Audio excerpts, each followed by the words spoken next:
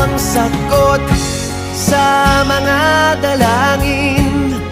Dininig ng langit ang aking paglalambing. Kay tagal naghintay at ngayon'y dumating. Di na hahayaan na ika'y mawala.